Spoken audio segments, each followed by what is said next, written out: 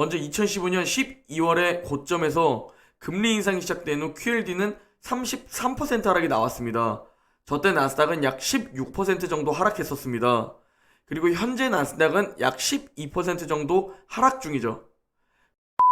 안녕하세요. 웅덩이 매매법 레버리지 ETF 장기 투자자 디벨로몽입니다. 와, 오늘은 하다못해 기술적 반등이라도 나오나 싶었는데 자고 일어나니 음전에 있는 지수들을 보고 정말 놀랐습니다. 제가 11일 전에 본격적인 조정이 오기 전에 올린 영상이 딱 떠올랐는데요. 지금과 같은 시장을 만나면 더 떨어질까봐 무서워서 패닉셀 하시는 분들과 겨우 버티고 본전 오면 본전 매도하시는 분들이 늘어나게 됩니다. 이번 조정이 오기 전 앞으로 5년 이상 적립식 장기 투자를 다짐하고 투자를 하고 계시는 분들이라면 지금 이 조정장을 무사히 버티지 못하면 제가 몇 달 전부터 말씀드린 결국 계획했던 장기 투자에 실패하는 1000명 중 999명이 되는 겁니다. 오늘 영상은 시황은 정말 짧게 전달드리고 왜 지금 이 고통스러움 속에서 계속 분할 매수해야 하는지 설명드립니다. 그리고 내일 영상은 절대 패닉셀하면 안 되는 이유에 대해 업로드할 예정입니다. 모두 힘드시겠지만 지금은 이악 물고 버티면서 분할 매수하는 시기입니다. 오늘 전해드릴 소식은 미국의 신규 실업수당 청구 건수가 29만 건으로 오미크론 여파로 석 달 만에 최다를 기록한 것과 과거 금리 인상 때 나스닥을 살펴보고 왜 그때 이악 물고 분할 매수해야 하는지, 그리고 과거 양적 긴축 때 나스닥을 살펴보고 왜 그때 이악 물고 분할 매수해야 하는지, 그리고 왜 우리 개인 투자자는 자만심을 가지지 말고 결국 우상향 종목에 적립식 장기 투자를 해야 하는지, 마지막으로 웅덩이 매매법 QLD, SSO, USD 현재 매수 타이밍을 설명드리고 오늘 영상 마무리하려고 합니다. 금일 미국 증시는 오랜만에 상승 흐름을 보여주는 듯 싶었으나 장 막판으로 갈수록 하락하며 결국은 하락 마감했습니다. 10년물 국채금리가 진정세를 보이면서 반등을 시도했지만 결국 하락한 거죠. 금리 인상과 양적 긴축에 대해 시장은 좀 더 강하게 반영하고 있습니다. 당장 1월부터 금리 인상을 할 것이라는 뉴스들도 나오고 있으니 말이죠. 다우는 0.7% 하락, 나스닥은 1.2% 하락, S&P 500은 1% 하락 마감했습니다. 현재 다우는 고점 대비 약 6% 하락, 나스닥은 고점 대비 약 12% 하락하며 현재 나스닥은 조정장에 와 있습니다. S&P 500은 고점 대비 약 7% 하락해 있습니다. 금일 맵을 좀 살펴보면 전체적으로 빨간 피바다의 흐름입니다. 반도체 섹터와 아마존이 크게 하락했고 넷플릭스가 장후 실적 발표를 했습니다. 장 마감 때는 1.5% 하락했지만 실적 발표 후 애프터장에서 현재 약 20% 급락 중입니다. 넷플릭스가 실적 발표 후 급락하는 이유는 작년 4분기 신규 가입자가 828만 명으로 나오면서 시장 예상치를 하회한 겁니다. 신규 가입자 수의 성장성이 조금씩 둔화되는 게 보이고 있는 거죠. 미국 10년물 국채금리는 1.82입니다. 1.9를 터치하고 잠시 숨고르기에 위치해 있는데요. 언제든 2% 위로 올라갈 수 있는 상황이기에 계속 주시해야 할 듯합니다. 금일 공포지수는 52입니다. 우리 서학 개인 투자자들의 공포는 이미 거의 극에 달했는데 아직 공포까지 내려오지도 않았네요. 먼저 어제 미국의 실업수당 청구 건수가 발표되었는데요. 오미크론의 확산 속에 실업수당을 신청하는 미국인 수가 크게 늘었습니다. 28만 6천 건으로 집계되었는데 전망치 22만 5천 건을 크게 상회한 겁니다. 오른쪽 화면을 보시면 한동안 코로나 사태 이전보다도 낮은 수준에 머무르던 실업수당 청구 건수가 다시 증가세로 돌아선 요인은 오미크론 변이로 인해 코로나 감염자가 많이 늘어난 여파로 해석됩니다. 하지만 미국은 현재 여전히 인력난에 시달리고 있죠. 미국의 기업들이 그만큼 인력 확보에 힘쓰고 있기에 오미크론 여파로 증가한 실업자 증가세는 곧 해소될 것으로 전망하고 있습니다. 제가 앞으로 더 떨어질 것 같고 앞으로 대세 하락장의 시작 같은 지금 이 순간 분할 매수를 하고 있는 이유는 뭘까요? 과거의 미국 금리 인상 때의 나스닥입니다. 먼저 2014년 1월에 시작된 테이퍼링이 2014년 10월에 종료됩니다. 그리고 2015년 12월에 미국의 금리 인상이 시작되었는데요. 빨간 원을 보시면 아시다시피 주가의 등락이 굉장히 크고 약 1년 정도 횡보를 이어간 것을 확인할 수 있습니다. 마치 현재 상황과 굉장히 비슷하지 않나요? 이후 미국은 2018년 12월까지 금리 인상을 했는데요. 그러면 우리가 저 구간을 좀 확대해서 나스닥 차트를 2015년 12월부터 2018년 12월까지 약 4년간의 QLD 차트를 볼까요? QLD 일봉 차트를 가지고 왔습니다. 나스닥 200에버리지 QLD 차트인 점을 참고해 주시기 바랍니다. 먼저 2015년 12월에 고점에서 금리 인상이 시작된 후 QLD는 33% 하락이 나왔습니다. 저때 나스닥은 약 16% 정도 하락했었습니다. 그리고 현재 나스닥은 약 12% 정도 하락 중이죠. 그 후 박스권에 머물면서 조금씩 상승해주지만 약 1년이라는 시간 동안 전고점을 뚫지 못하는 모습을 보여줍니다. 과거에 저 차트를 보면 아니 그냥 저 부분 버티면 되고 계속 분할 매수하면 되지 저 정도도 못 버티나? 라고 말하실 수 있지만 지금 댓글들을 보면 실제로는 굉장히 고통스럽습니다. 저 때의 상황을 지금이라고 생각을 해보죠. 올해 전고점을 뚫지 못하는 나스닥을 보면서 지금 나스닥을 보면 지금은 더 떨어질 수 있으니 팔아야 할 것 같죠? 하지만 저 전고점을 못 뚫는 1년이라는 기간 동안 이악물고 원칙을 가지고 매수해야 합니다. 이악물고 분할 매수를 했다면 그 후 전고점을 뚫어준 후 주가는 2018년 미중무역 갈등 전까지 쭉 우상향을 그려줍니다. 미중무역 갈등의 최저점에 매도를 해도 저 금리 인상 조정장에서 이악물고 1년간 매수했다면 약 50% 수익권입니다. 그러면 이 시기에 웅덩이 매매법은 어느 타이밍에 매수되는지 체크해 보겠습니다. 1차 매수 타이밍은 선택사항이고 워낙 많기 때문에 따로 체크하지 않았으니 참고 바랍니다. 2차 매수 타이밍과 3차 매수 타이밍, 4차 매수 타이밍만 체크했습니다. 대략적으로 2016년에만 2차, 3차, 4차 매수 타이밍은 총 12번 왔습니다. 그리고 2017년은 총 모두 4번 오는데요. 이걸 보면 지금은 당연히 매수 타이밍이 자주 올 겁니다. 그리고 그만큼 이악 물고 계속 분할 매수해야 하는 시기죠. 그 후 미중 무역 갈등을 보시면 또 매수 타이밍은 계속 온다는 것을 알 수 있습니다. 앞으로도 마찬가지입니다. 제가 왜 웅덩이 매매법 적립식 장기 투자를 하냐면 저는 200레버리지 QLD, SSO, USD의 적립식 장기 투자하기 때문에 하락장에서의 리스크 관리를 위해 수익률이 조금 떨어질 수 있더라도 웅덩이에서 줍줍하는 겁니다. 최저점을 알 수 없기에 분할 매수하는 겁니다. 아시다시피 계속 찾아오는 조정장마다 그 최저점은 절대 매번 맞출 수가 없습니다. QLD, SSO에 장기 투자하면서 하락장이 왔을 때 그나마 멘탈이 무너지는 것을 방지하고 그 멘탈이 무너지는 시기에 매수하는 원칙을 세워두고 매수하면서 이악 물고 버티는 겁니다. 미국 주식 우상향을 생각하면서 말이죠. 분명히 저런 1년간 하락하는 날도 옵니다. 그게 올해일 수 있습니다. 아니면 올해 또 어느 순간 상승을 보여주기 시작할지 그건 아무도 모릅니다. 워렌 버핏도 모르고 우리가 알고 있는 유명한 투자자들도 모릅니다. 저와 여러분들은 당연히 못 맞추고요. 제가 이 금리 인상 이슈로 나스닥이 과거에 이렇게 된다는 영상을 11월 27일에 올렸습니다.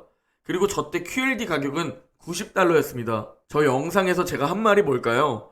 저 영상에서 지금과 같은 자료를 가지고 설명을 드렸고 그 고통스러운 1년이 올해가 될 수 있다고 말씀드렸습니다. 그리고 저 영상 속에서 QLD가 $90일 때 제가 한 말은 저 1년간 전고점을 못 뚫는 해가 온다면 이악 물고 분할 매수하면서 줍줍해야 한다고 말했는데요. 막상 차트로 보는 조정장은 누구나 버틸 수 있을 것 같지만 실제로 내 돈이 들어간 조정장은 심리가 껴있기 때문에 그리고 바닥을 알 수 없기 때문에 결국 버티고 장기 투자에 성공하는 사람들은 극소수라는 겁니다.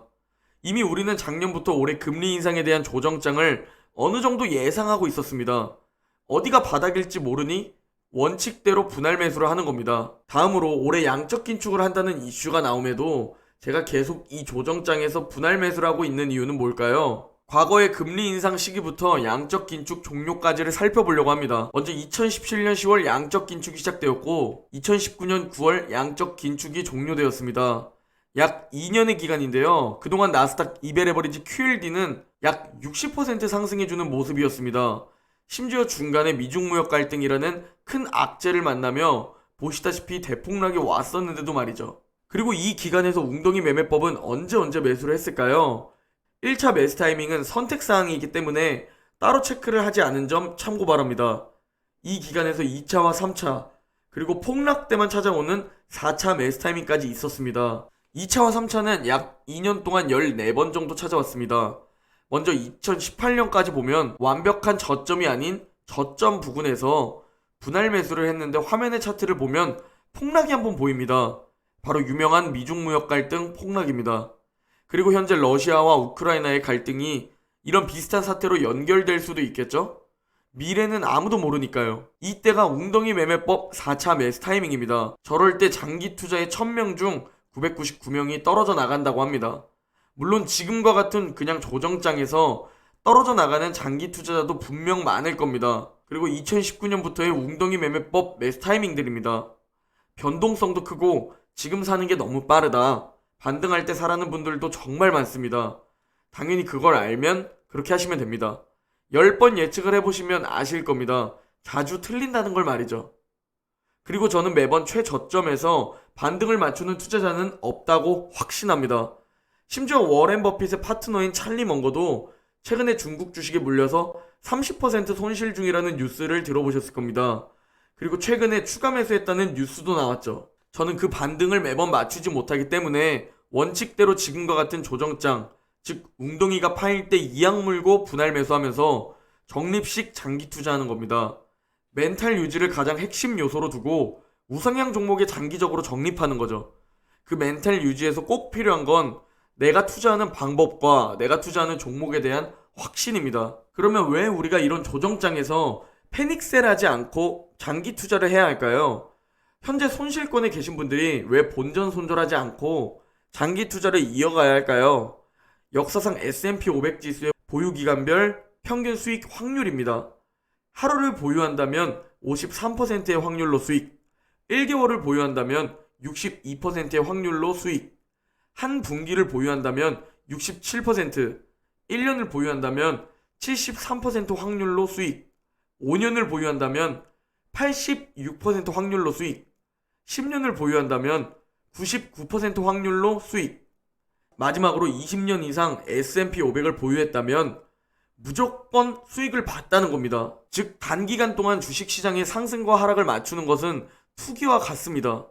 미국 지수를 오래 보유할수록 우리 개인 투자자가 승리할 확률이 점점 높아진다는 겁니다. 물론 이 모든 것을 알고도 개개인의 투자 성향이 주식과 맞지 않는다면 결국 10년 이상 장기 투자에 실패할 겁니다.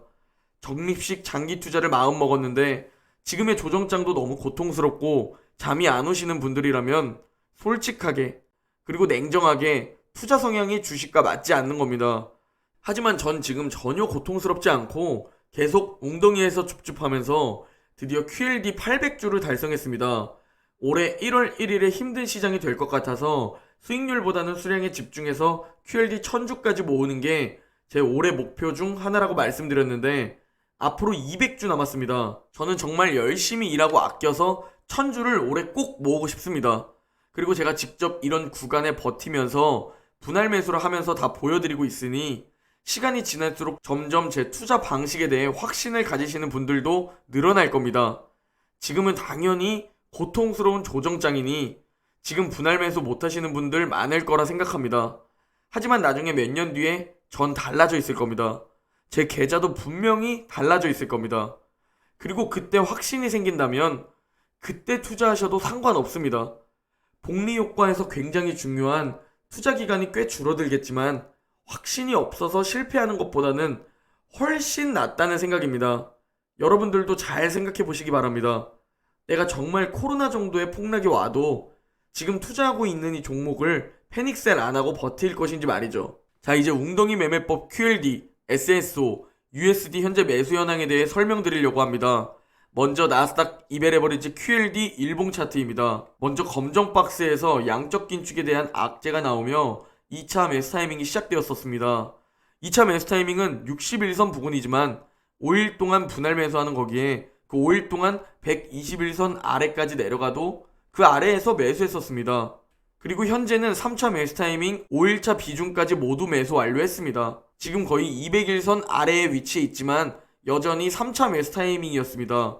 이번 1월에 생긴 웅덩이에서 거의 매일 분할 매수하고 있음을 알 수 있습니다. 이게 웅덩이 매매법의 핵심입니다. 웅덩이가 왔을 때 분할 매수하는 겁니다. 오지 않기를 정말 개인적으로 바라보지만 만약 주가가 계속 121선 아래에 있고 RSI가 다시 올랐다가 30 아래로 다시 내려온다면 그때가 4차 매수 타이밍입니다. 전 그렇게 된다면 4차 매수 타이밍 분할 매수를 시작할 겁니다. 4차 매수 타이밍은 남아있는 투자금 100%를 최대 40거래일까지 나누어서 매수하는 거고 현금이 부족하면 매일 한 주씩 분할 매수하면 됩니다.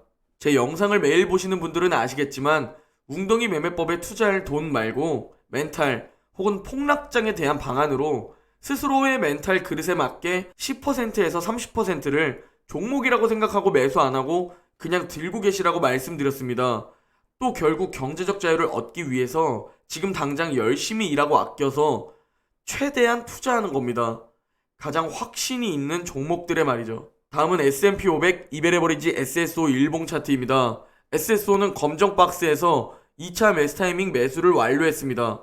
그리고 오늘 SSO 3차 매수 타이밍 2일차 매수 완료했습니다. 앞으로 5일차까지 주가가 오르나 내리나 상관없이 무조건 분할 매수하면 됩니다. 다음은 반도체 이베레버리지 USD 일봉 차트입니다.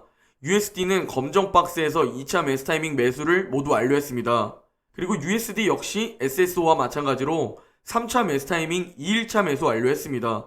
앞으로 주가가 오르나 내리나 상관없이 무조건 5일차까지 분할 매수하시면 됩니다. 제 영상을 꾸준히 보시는 분들은 아시겠지만 지금과 같은 이 조정장에서 집중 분할 매수하는 겁니다.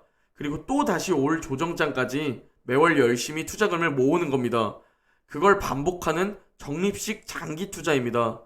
저도 현재 직접 10년 동안 보여드리기 위해 9월에 새로 매수했던 종목들의 수익률이 22%에서 오늘 계좌가 손실로 돌아섰습니다. 수익금도 2천만원 정도 증발했고요. 하지만 이게 장기 투자입니다. 그런 거 하나하나 신경 쓰시면 안 된다는 겁니다. 결국 QLD는 100달러를 뚫고 언젠간 또 2대1 분할을 할 겁니다. 그래서 지금 이럴 때 분할 매수로 줍줍하는 겁니다. 나중에 또 오르기 시작할 땐 매수 타이밍 안 오는데요? 매수 타이밍 당분간 안 올 것 같아요. 라는 댓글들이 달릴 겁니다. 여러분의 투자 그릇을 더 단단히 하시고 길게 보시기 바랍니다. 오늘 영상은 여기까지입니다. 오늘만 힘내면 주말입니다. 모두 오늘 하루 화이팅 하시고 내일 영상에서 뵙겠습니다.